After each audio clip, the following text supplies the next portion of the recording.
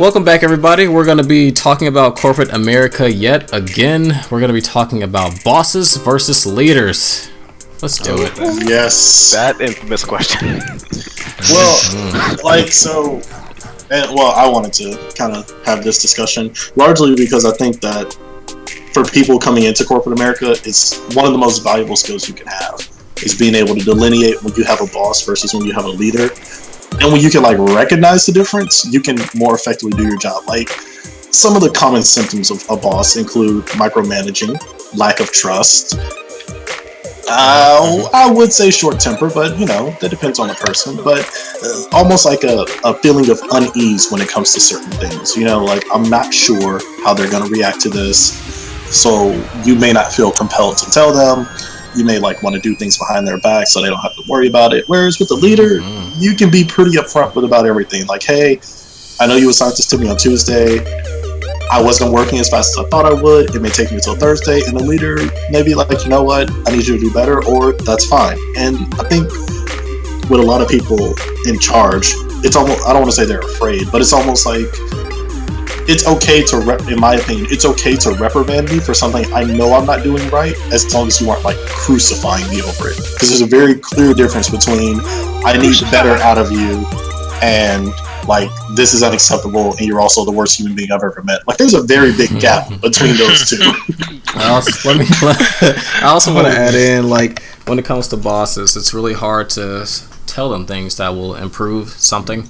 So with leaders, you can definitely tell them that something's out of place, and you can be like, "Hey, can we go on and fix this issue here?" And with the crucifixion thing, I always thought that if I'm wrong about something or if I did something wrong, enlighten me, encourage me, educate me instead of killing me. Yeah, I mean, because and I think that's one of the things that is. I don't want to say it's the issue with a lot of things in corporate America, but I mean, I feel and it's not even necessarily people our age, because it's a common office trope where it's oh, well, if you're gonna mess up on something, make it a small mistake, or if it's a big mistake, have somebody to blame. Only reason you do that is because you don't trust the person in charge to react in a rational way. Because I mean, think about it. If you have parents and every time you don't wash the dishes, you get shoryuken out the window, you aren't going to tell them when you mess up on a small scale because you don't know how to deal with. They don't know how to deal with you messing up. But if you have parents who are I expect better out of you, but we can but I'll work with you to improve it. You have no problem telling them hey, I didn't pass a class, because you know that you aren't going to get you're not going to catch a B trigger Hadoken that sends you across the world. It's not. It's all about how they elect to react to you, and you set that precedent as a person in charge from day one. There's none of this oh well, my stomach was hurting the first day I met you, that's why I insulted you. No, you're in charge. You don't get to have a stomach ache and be upset. I'm sorry. Yeah, nah. I definitely seen that a lot, and as usual with my old job, run into a lot of. Well, I have several managers and several people above me, and they I can already tell, and thanks to my issues and management class that I had in when I was in school. Wow, I can't believe I just said that. But back in the good old days.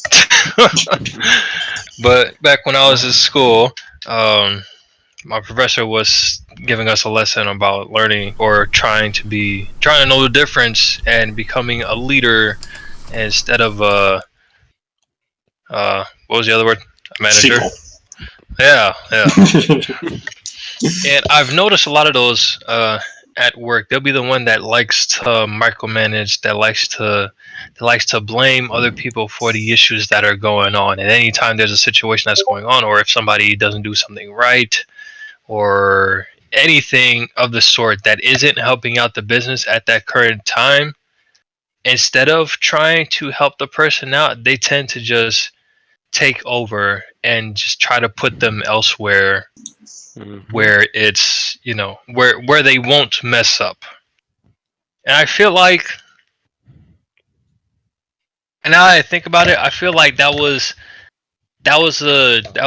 a real factor as to why it took me so long while I was at work to really get into the motion of, doing everything the correct way, or being efficient with the daily tasks, either working in the back or working in the front. Because anytime there was an issue, or we were in the red, or anything of that such, where we were slowing down and we needed to pick back up, the managers would, instead of trying to help me, they would take over my position, or have somebody take over my position and have me do something else.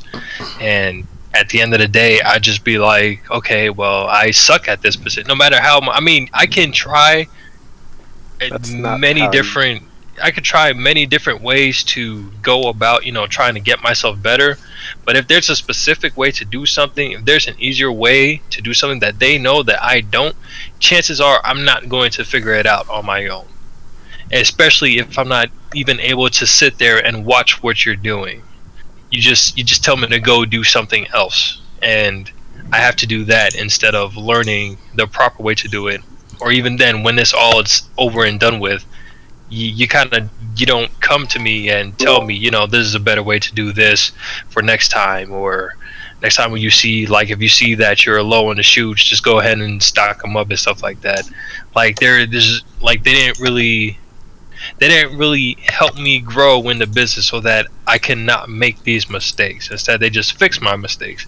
Where, like I said before in the other podcast, I had my manager Jeff and my team leader, aka my son Derek, who, after I told them that, I was trying to move up, that they, like, anytime something happened, they would show me the right way to do it. And stuff especially in a position, like when it came to nuggets, I was like the nugget man. Like, I boxed the nuggets and I just threw them out there all the time.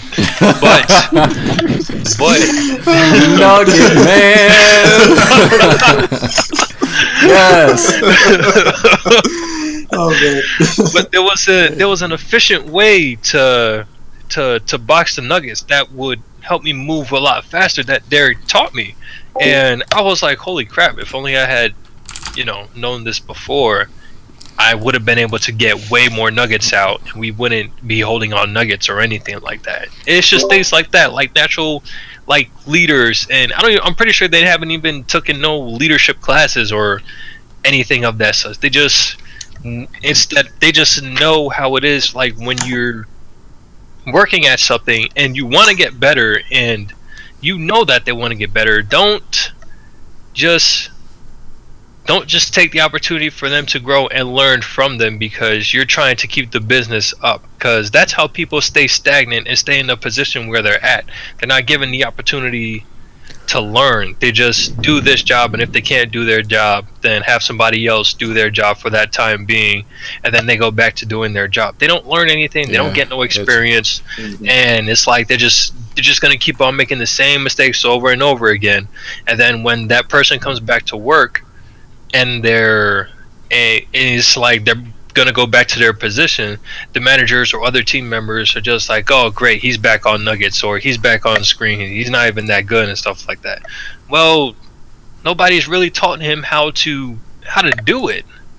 They just gave him the basics, like they did with me, and then just left him at that. And every time when he would mess up, they just move him aside, do it themselves, and then put him back once they slow down. That's not going to help. That's like the whole.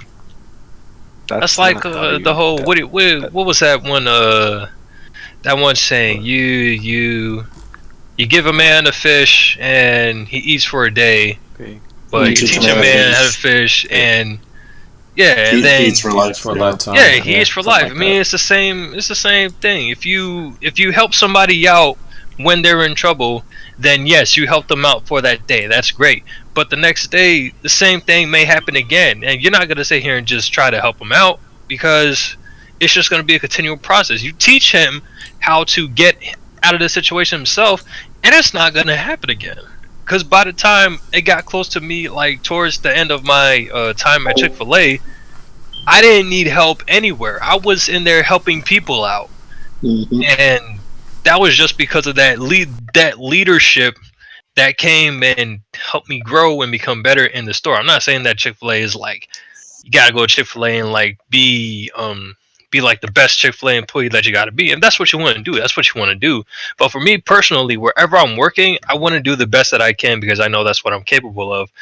But I can only do so much based off of what I know and what I'm taught, and I can only do that through my leaders, I guess, because the videos ain't gonna tell me how to box nuggets more efficiently. Only the people that been boxing, like every time when I see Derek box nuggets, he has like 3 boxes in like half a second, and I'm still like sitting here mingling my fingers with 1 box, and I'm like, how the heck did you even do that? But you know, right. I mean, I think a big part of it is the I versus we mentality, because I think like a natural leader knows that. I mean, of course, it's like a cliche, but you're only as strong as your weakest link. But you don't improve that weak link by like taking on their load, because when you get called somewhere else, that weak link is still going to be exposed. Whereas, like for example, when we brought on the new hire we have at work, I was sitting with them and I was helping him put together some stuff for our job, and I taught him how to do some things, and he didn't quite do them the way that we do. So he just kind of applied his own interpretation to it. But I told him, you know what? This is internal. This is your first assignment. So do it to the best of your ability. And of course, he was kind of freaking out. He was kind of panicking, like, well, what if it's wrong? And I was like, it's okay if it's wrong, because if it's wrong, you're going to get that information back in edits, and then I'll sit with you and I'll tell you why it was right or wrong, and you can learn from it instead of me just sitting here with you and saying, don't type that, don't do that. No, I want you to do your best, so that if your best isn't what it needs to be, you can personally change what you decide to do, because you see the consequences of your actions. And I mean, I'd like to think that it helped create a more stable learning environment, because I don't think it's productive when you bring somebody into any kind of work situation and the first thing you do is, okay, I need you to, like if you're working in a warehouse, like, okay, I need you to take this forklift and stack these boxes. And since nobody's really told you how to do anything, you just kind of do your best. If at the end of the day you haven't done it right and your boss just comes through and he's just like, no, that's wrong, and he just gets in the forklift and he does all the work and he's like, go clock out, you're done, do better tomorrow.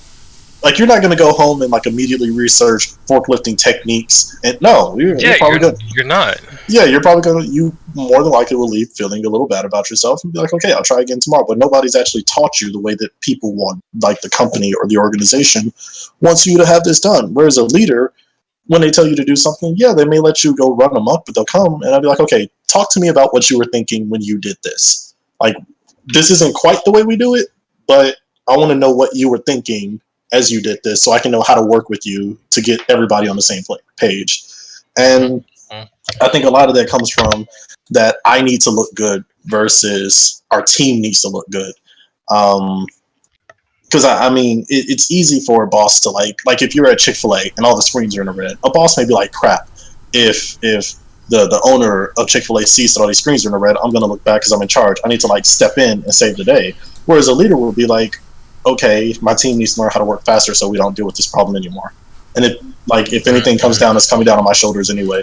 So I'll take responsibility. No, I haven't taught them everything I need to. I'm going to double up my efforts. I'm going to do this. I'm going to make sure that they can do the job they need to do, so I don't have to step in to do the job that they need to do, so I can do the job that I need to do, so that the ship runs smoothly.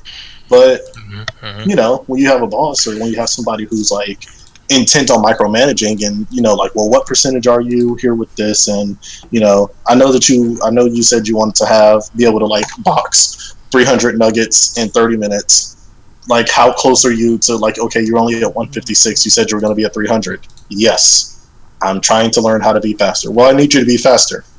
I'm trying to learn how to be faster. He's like, well, I need you to be faster. And it's just like, so you don't see how I can't bridge this gap on my own. Like, I haven't been here as long as you. So some of this stuff I'm just not gonna know. Like, I'm not gonna come into you can't come into every job being like, oh yeah, no, I know the perfect way to do this. And sometimes you do. It happens. But very often you got to be taught and trained, and the difference in that is, you know, whether or not you have somebody there who can give you that education. And I think it's made worse by the fact that a lot of bosses have really good leaders underneath them, so it kind of like covers for their flaws and errors. Because I've seen and heard of and been in a lot of situations where without some key people working at a position, the whole thing is going to crash. Like, the person who's actually in charge has nothing to do with the fact that things work as well as they do. It is all the people below them. And all they do is take credit for it. Like, oh yeah, I scouted him out, I hired him, and it's just like, nah. I mean, yeah, you hired him, but that was it. Like, you don't get credit for the way things are running because they did that. But pretty being much, a boss, dude. they want the credit. They don't want the efficiency and the like rightness of it. They just want the credit. Like, my team got a 98 out of 100.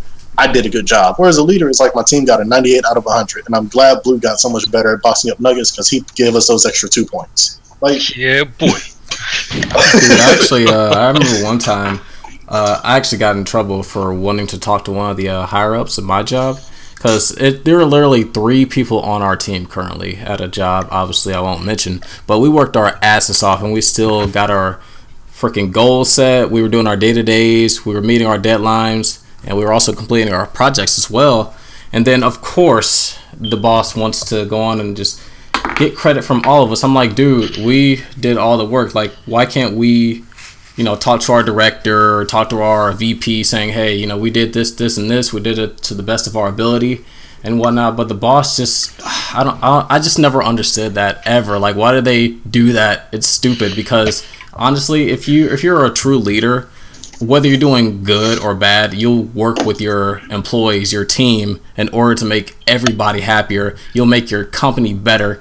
So I don't know, man. Bosses suck. Yeah, they actually do. It's really dumb. And one more thing too.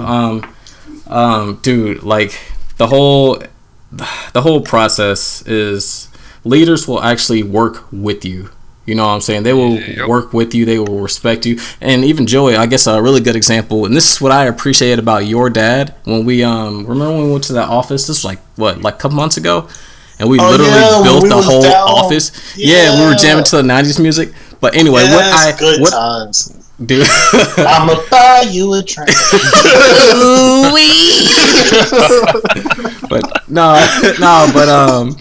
I really admired your dad for that because he was actually in there helping us build everything. He was literally doing the work with his team. He wasn't just standing around saying, hey, put this together, put that together, and have it done in this time frame. He was actually there working and sweating and laughing with us.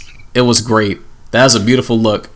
And look at him now. And I learned a lot of how I go about things, because like everything that I know how to do in terms of office supply, my dad didn't just tell me pop open the instructions and figure it out. It was always, all right, we need to put together this desk. You want to start with the sides because it's easier to do the top with the sides because you don't want to have to balance the top. And like, I got a whole detailed explanation of somebody who's clearly done this wrong before and had to learn, so that I don't have to repeat these mistakes. So instead of me coming in and being like, hey, I tried to put this desk together, but I ended up not using 14 screws.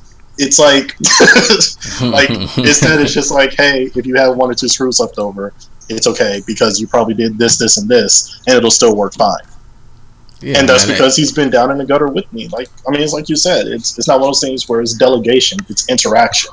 Yeah, it makes you a more genuine person too, because he was actually there getting his hands dirty with his squad. Like, that was some true shit right there. It was awesome.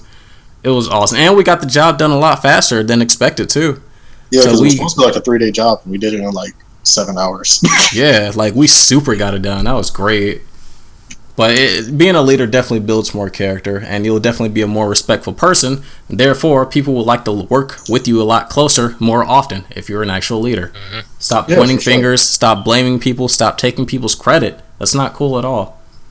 Yeah, it's not a good look at all when you bust your butt on something, and the first thing you hear is, well, I'm the one who did. No, you weren't here. You didn't do anything. Like, seriously. It's weird because in certain situations, especially when it comes to certain situations in corporate America, you almost feel like paralyzed when it comes to interacting with poor leadership, because it's like, I can't call you out on the fact that you're being a jerk.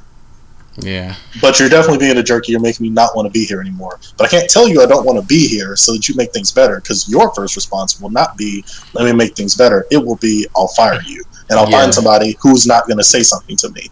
And that just propagates like a negative work culture. And eventually you get like I saw this picture somewhere on Facebook, somewhere on some social media, where it's like like the theory of best employees, where the best employees are never in one place long because they either exceed their where they aren't in like poor management situations long because they either exceed their work qualifications and they realize that I can get paid more for doing the same thing somewhere else, or they conflict with their boss because like I'm going above and beyond and you aren't giving me the recognition and credit that I deserve for going above and beyond. And it's not that like you thrive on recognition, you know, I need you to like hit that vein and tap that needle and hit me with that no, it's just like if I work hard in my job, like my 8 hour a day committing this to you, selling my time to you job is doing this and I do a good job of it, don't let me go home wondering whether or not I got noticed. Like I mean in my company they've instituted this thing called high fives where when someone does like a really good job, you can, I guess their boss can put them forward for a high five bonus and you get like a cash bonus and company wide recognition, which is great for morale. The downside of this system is that your boss, from what I understand, has to be willing to recommend you for doing a good job, which can mean that if you don't have a boss who's willing to recommend you, You ain't getting no I don't like that, bro. I don't like that concept because it also implies favoritism as well. Eventually, like indirectly, like if other members of your team see, oh, he's getting all the shout outs and recognition and stuff like that. What am I doing? Just nothing. Like, I in that sense, I don't know. I think it's dumb. That definitely happens with me a lot. That's stupid. Like, just treat everyone equal, whether they do a really good job or not. Like, it's not a big deal. And us being millennials, I'm just gonna say it right now. And we said it in the previous podcast, Joey and Blue. Dude, we care more about our work more than anything. We don't care about little awards and recognition. We don't care. As long as we get it done, we're fine. We're good. Trust us. You know what I'm saying? But what were you about to say, Carter? Like, basically going back to what Joey was saying, how the fact that like actually no, let me just pose this. Let me get y'all opinion on this. What is y'all opinion on the fact that you have a really, really good leader, but they're above nothing but terrible bosses? Then I think that the bosses can prevent the good leader from being an effective leader. Because I mean, like I think one of the like downsides to a straight vertical leadership structure is that the wrong people in the wrong places can severely screw up the way things work. So if you're in a situation where, like, let's say you working at McDonald's right now or something, let's say your shift manager, let's say like you have 5 shift managers and they're all excellent, wonderful people. You know, they poop rainbows and every time like a new shift starts, they like greet you with a cheeseburger bathed in barbecue sauce, wrapped in bacon because like, I know you're hungry. I'm trying to make sure that you can get your work done, et cetera, et cetera. But then at the very top, you have somebody who's just a complete jerk. No. It's the exact opposite. Flip that around. The leader is the my store manager is the great leader, but all my shift managers are the bosses. See, that's disgusting. How did that happen? Like that's really bad. I don't know how it happened because out of all of my shift managers, I'm basically a ghost there. The only people that notice me is my district manager, who's never there, or my store manager, who's never there. So the only few people that know how good of a job I do aren't there. So I'm just a roaming ghost around my job, and everything I do goes unnoticed, or the fact that if something goes wrong in the kitchen, I'm the first to blame. That's another thing too. Nobody recognizes the good things you do. They never recognize how much ass you're busting. It's always something wrong. Yeah, like the way my parents put it, and it sucks, but you're only as good as your last mistake, which is so painfully true. Like, even at my job, I can have like 5 months of excellent knocking stuff out the park. Then I can have like 1 weekend where I'm kind of not on top of something. And it's like, well, you know, you messed up that one time. And I'm like, bro, where were you? Did you miss the last 4 months? Because I didn't. Like, for real, but here's the thing. Me working at McDonald's, because Joe, you know how long I've been with this company. Yeah, since before the beginning of time. With this current job, I've done nothing but work the grill, cook the food, fry everything. Anything that really needs to be cooked in the kitchen, I'm the guy that does it. And it's just usually a team of 3. I work the grill and the fryers, and we have 2 people on table assembling. Now, I could be killing it all day.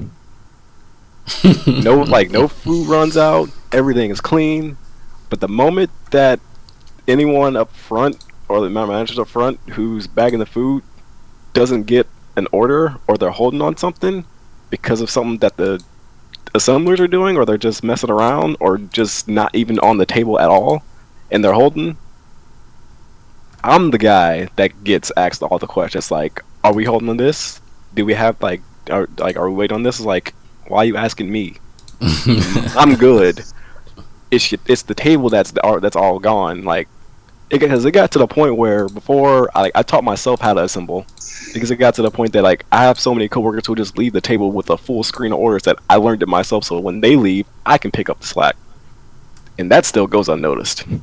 Yeah, I mean, I think part of it is that when it's like one of the other downsides to stuff where you get so good at your job, their expectation becomes you doing perfect at all times.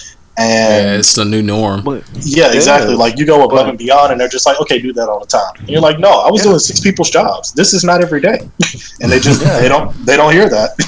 No, they don't. And it's like, and we've been adding a lot of changes. Like we just changed the way that we have to cook food. I had to pick that up quickly. Just like now we're actually like, it turns out like we're supposed to be defrosting coolers every night. I didn't know that because I was never told. But when my store manager told me, it's like, okay, tell me everything that needs to be done at the end of my shift, and it will be done. Mm-hmm. I make sure everything is done like hours before I'm supposed to clock out, because I'm supposed to make sure, like, in addition to having to cook all the food, I have to make sure I defrost 2 coolers, clean 1 grill, wash all dishes, take out all trash, and break down boxes and take those out, all the while cooking, cleaning, all that At the same time? At the same time. And I make sure like you a slave, bruh. Exactly. That's what the person on the grill is supposed to do. And I do all of it every night. Everything is done. Then I'll go, like, I'll have an off day, I'll go back the next day, and I see that like none of this stuff is done. No one else does this but me. No one else cares to notice this but my store manager, who's never here, so she can't do anything about it. Mm-hmm. And I was like, it's like basically what all my shift managers, all they care about is make sure that their shift is good. So like, yeah, it's that I mentality. Yeah, it's like, because there's been plenty of times where I've been forced to do extra work that I wasn't even supposed to, just so that overnight can be set. And I was like, once I told my store manager that, she was pissed by the fact of how much shit I had to do that I did that I wasn't even supposed to. And yeah, you know what? You want to know why your store manager was probably pissed? Outside of the fact that it's poor work allocation, she's probably capable of recognizing a good employee when she sees one, and she knows like the dangers of what can drive a good employee away, like giving them all the work and none of the recognition. Because I mean, even I think like TJ, I think you'll agree, at any job, I don't care how much money you're making, if you're the guy who's always willing to jump into the fire and nobody at the very least pats you on the back for being a team player, eventually you're going to be like, well, burn then. I don't care. Yeah. Like, yeah, like at some point in time, you just be like, whatever. I'm like dangerously to that point right now, because like now I'm pulling 10-hour shifts because I have to wait. This is the way I have to have my school schedule set up. I have to so I'm now there for 10 hours, and I make sure everything is, the moment I walk in, I get to work. Everything is done before like 8 o'clock, so I can just leave. But nobody really cares, or like look how much. Like, let me give you an example. Mm-hmm. This past Monday, because on Mondays I only work a 5.5-hour shift. I go in at 5. When I went in at 5, there's already a person like designated to the grill.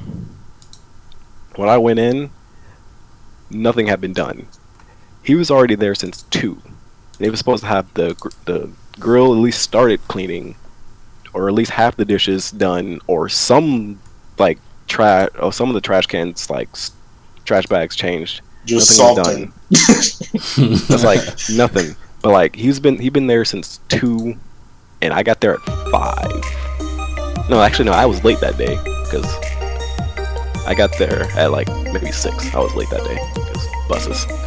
But and that'd be the other thing. Like you'll like have to struggle with commutes and stuff. Yeah. Like even at my job, I remember once I came in at like 9. I mean, not to cut you off. Like I'll let you get back to your story in a second. But like I came in one day at 9, and I was catching all this flack, and they were like, "Well, why don't you just leave earlier?" I was like, "Well, I was in traffic for 2 hours. Well, why didn't you leave earlier?" I left the house at 6, and I didn't get here till 9. I don't know what else I can do. Traffic is bad. Well, maybe you should just factor for traffic. Right. Next time somebody decides to drive into a guardrail and their car catches on fire and they're chasing 3 kids around a highway, I'll be sure to tell them, hey, the people at my job don't like it when you do that because it makes me late. So could you like wait till I pass you to have your accident because it upsets. Like what? No, I have no control over the fact that this happened. All I got to do is deal with it.